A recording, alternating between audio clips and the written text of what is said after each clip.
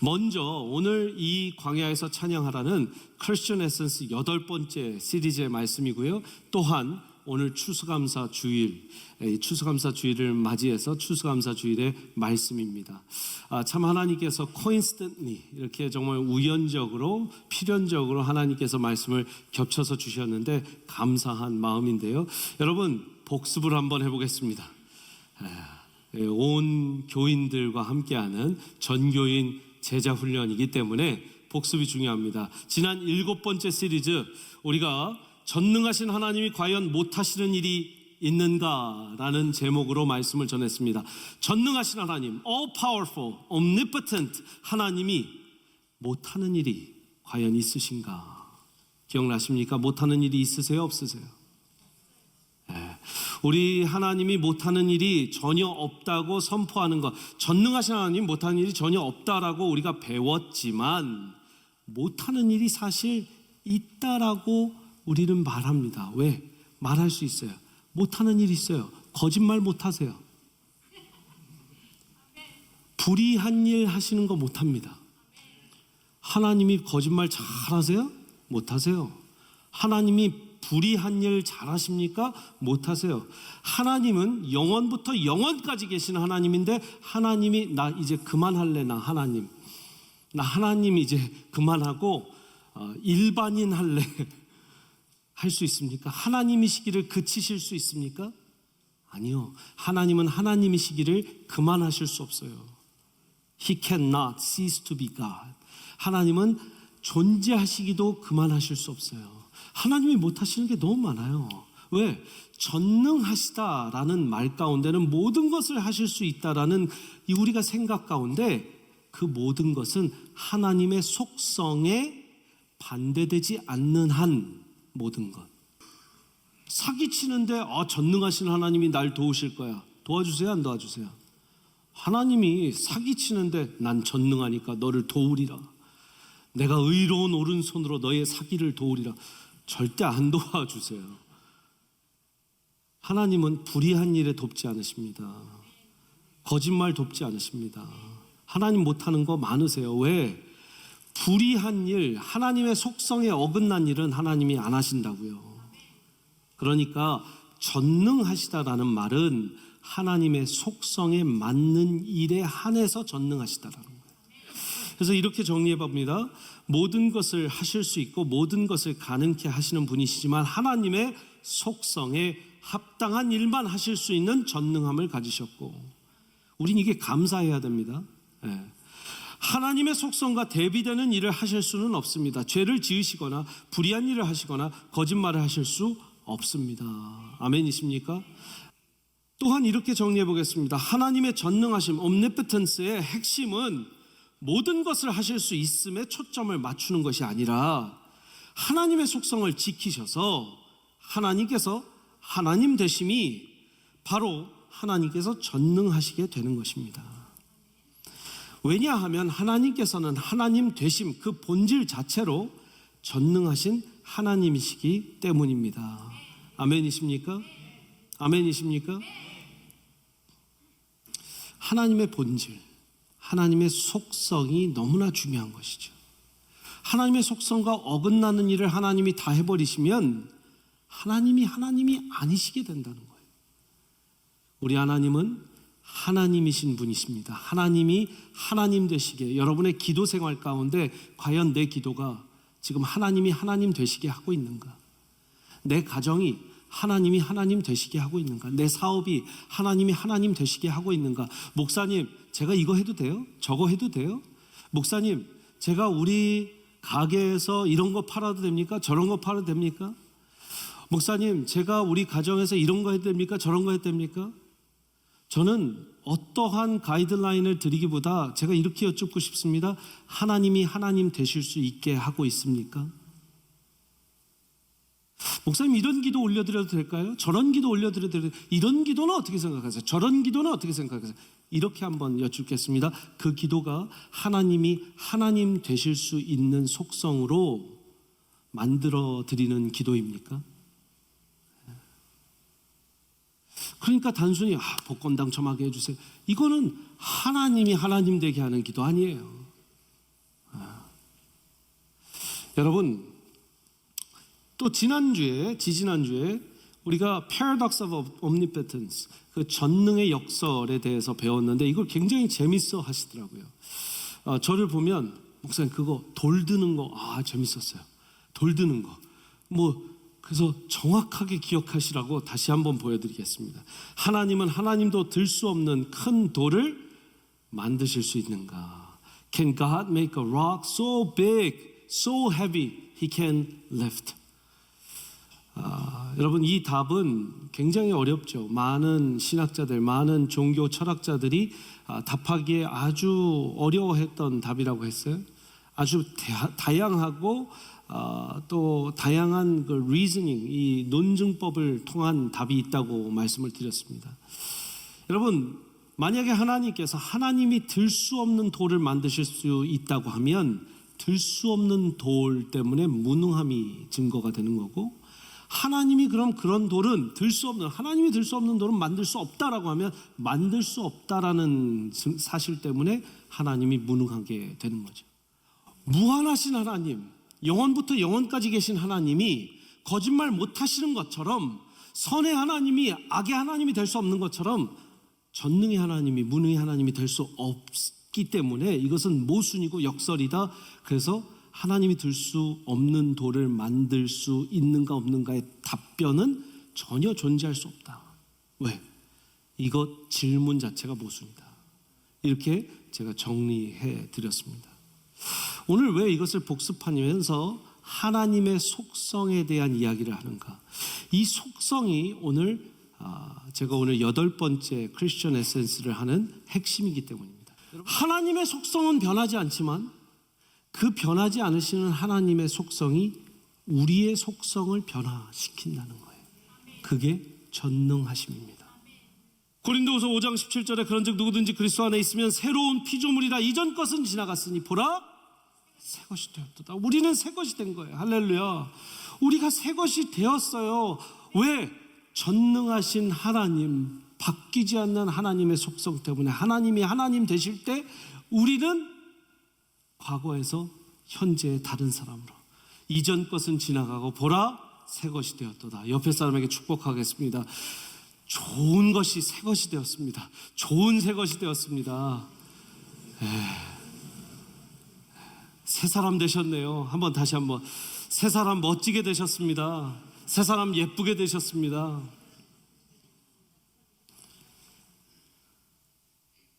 새 사람 아직 안 된 것 같아요. 새 사람 된 거예요. 새 사람 됐으니까 우리가 여기 있는 거죠.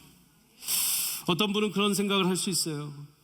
그렇다면 전능하신 하나님이, 다시 한번 하나님께서 전능하시니까 내 아버지, 내 어머니, 내 형제 좀 전능하심으로 그 속사람 바뀌는 거 좀 빨리 해주실 수 없습니까? 전능하신 하나님이 무차별적으로라도 믿지 않는 내 친구, 믿지 않는 내 친지, 내 부모, 내 형제 자매 좀 빨리 예수 믿게 해주실 수는 없습니까? 그런데요, 또 하나 하나님의 변하지 않는 속성은 하나님께 주권을 주지 않는 사람에게는 하나님 무례하게 침범하지 않으신다는 거예요. 하나님께 주권을 주지 않는 사람 하나님께서 무례하게 침범하지 않으세요. 말씀을 볼까요? 마태복음 11장 28절에 수고하고 무거운 짐진 자들아 다 내게로 오라, 내가 너희를 쉬게 하리라. 오라. 오지 않으면 쉬게 못한다는 거예요. 오라라고 초청하세요. 오는 자들은 쉬게 하시고 오지 않는 자들은 쉬게 못하시는 거예요. 마태복음 16장 24절에 이에 예수께서 제자들에게 이르시되 누구든지 나를 따라오려거든 자기를 부인하고 자기 십자가를 지고 나를 따를 것이라. 따르려거든 따라오라. 십자가를 지고. 안 따르면 그냥 거기까지 해요. 우리 주님이 가끔은 너무 쿨하세요. 안 따라오면 어쩔 수가 없는 거예요. 여러분, 누가복음 18장에 부자 청년이 나옵니다. 부자 청년이 내가 어떻게 하면 구원을 얻겠습니까? 18장 22절부터 보면 예수께서 이 말을 들으시고 이르시되 너에게 아직도 한 가지 부족한 것이 있으니 너에게 있는 것을 다 팔아서 가난한 자들에게 나눠주라. 그리하면 하늘에게 너에게 보화가 있으리라. 그리고 와서 뭐래요? 그리고 와서 나를 따르라 하시니 그 사람이 큰 부자이므로 이 말씀을 듣고 심히 근심하더라. 절 보세요. 이 부자가 근심하며 떠나고 다시 왔대요, 안 왔대요? 성경에 안 왔어요. 그랬더니 예수님이 그 부자 청년을 수소문하여 찾아가서 끝까지 추격하여 그 부자 청년을 결국은 따라오게 제자로 만드셨더라. 성경에 적혀 있어요, 없어요? 죄송한데 부자 청년 그렇게 보내고 성경엔 아무 기록이 없어요. 다시 안 왔으면 안 온 거예요. 계시록 3장 20절에 볼지어다 내가 문 밖에 서서 두드리노니 누구든지 내 음성을 듣고 knock on the door, 그리고 anyone hears my voice, 누구든지 내 음성을 듣고 그 문을 열면 if you open that door, 문을 열면 내가 그에게로 들어가서 그와 더불어 먹고 그는 나와 더불어 먹으리라. 문을 열면, 듣고 문을 열면, 문을 안 열면 안 된다는 거예요.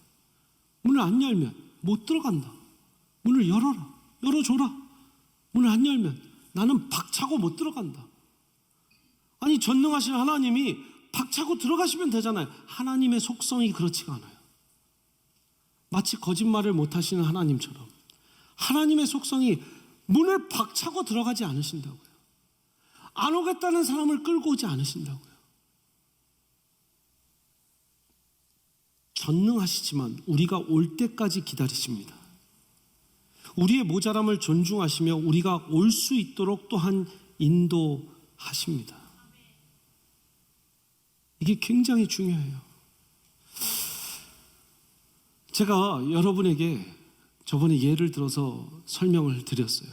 제가 가서 손을 내밀으니까 여러분이 손을 악수로 잡아주셨죠. 그래서 제가 다시 한번, 여러분, 잡을 자유의지가 있고 안 잡을 자유의지가 있습니다. 안 잡으셔도 됩니다. 손을 내밀었어요? 잡을까 말까 하다가 잡으신 분이 있고 다 잡으셨는데 제가 계속 안 잡으셔도 됩니다. 안 잡으셔도 됩니다. 그랬더니 어떤 분은 그래도 모범으로 하나 보여주시려고 안 잡으셨어요. 여러분, 하나님이 손을 내밀었을 때 우리가 딱 잡는다. 그게 우리의 자유의지가 하나님의 손 내민 거랑 맞닥뜨리는 그 순간이죠. 하나님은 계속 우리한테 손 내미세요. 근데 잡느냐 안 잡느냐는 우리의 의지라고요. 물론 잡을 수밖에 없게 하나님께서 인도해 나가시는 주권적 하나님의 인도하심이 있습니다. 그러나 끝끝내 그렇게 인도하시고 주권적으로 인도하셔도 끝끝내 안 잡겠다고 한다면, 여러분, 하나님은 그걸 박차고 모가지를 비틀어서 잡게는 안 하시는 거예요.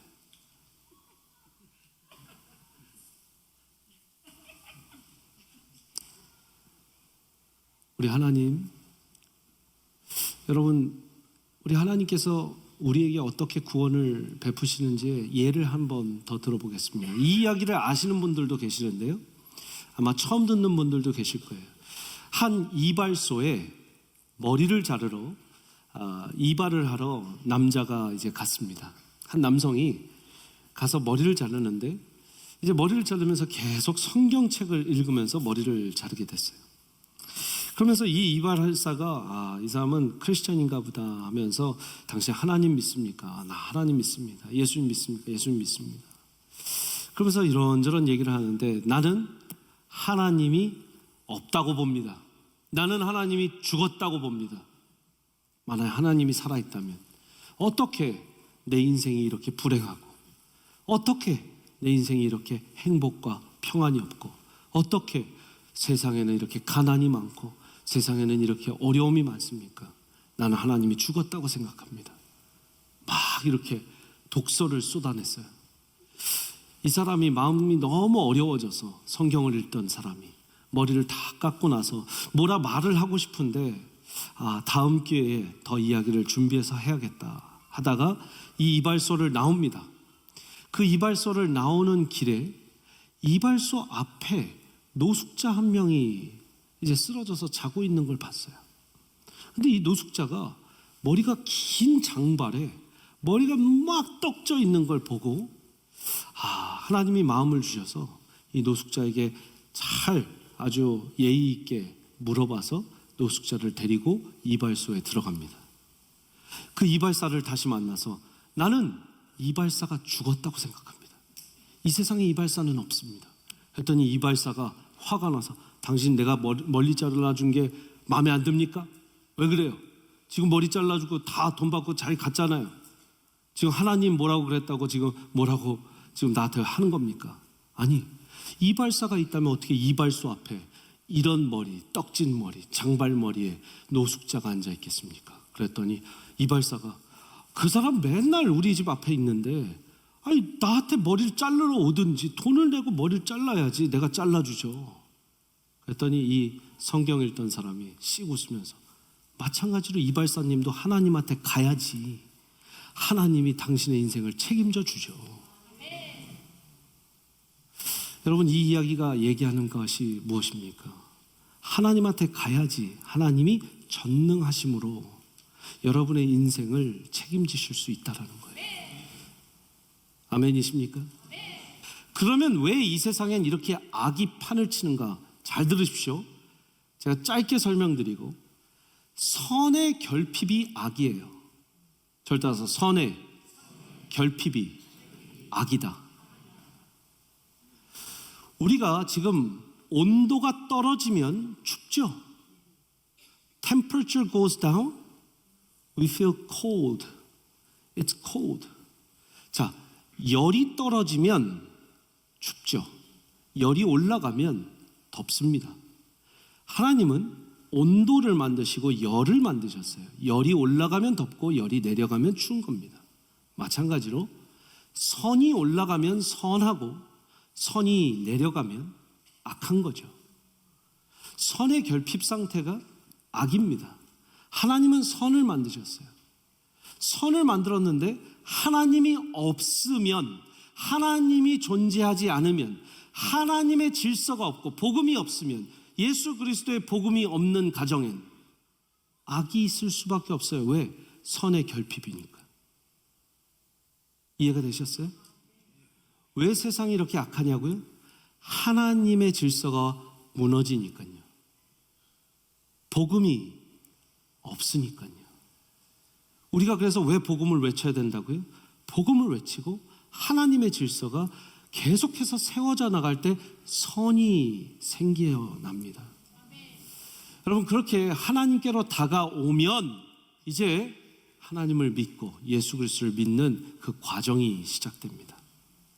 이게 너무나 감사한 일의 시작이에요. 자, 여기서부터 우리는 성화의 과정이 시작된다 얘기합니다. 저를 따라서 성화. 우리는 죽을 때까지, 예수 믿는 그 순간부터 죽을 때까지 그래서 성화의 과정을 살고 사는 거예요. 옆에 사람 한번 얼굴 보십시오. 성화가 잘 되고 있나 한번 보세요. 산화 말고 성화. 네, 얼굴의 산화 과정 말고 성화 과정이 잘 되고 있나. 인자한가? 성령의 인자하심과 성령의 인도하심을 받고 있는 얼굴인가? 성령의 평안과 이 성령의 평강이 있는가? 여러분, 얼굴에서 다 드러납니다. 근데요, 성화의 과정을 걷는 것을 또 다른 표현으로 우리는 광야 생활을 한다라고 할 수 있어요. 왜냐하면 이스라엘 백성이 출애굽을 하고 나서 이 출애굽하고 광야 생활 40년이 사실 약속의 땅에 들어가는 성화의 과정이에요.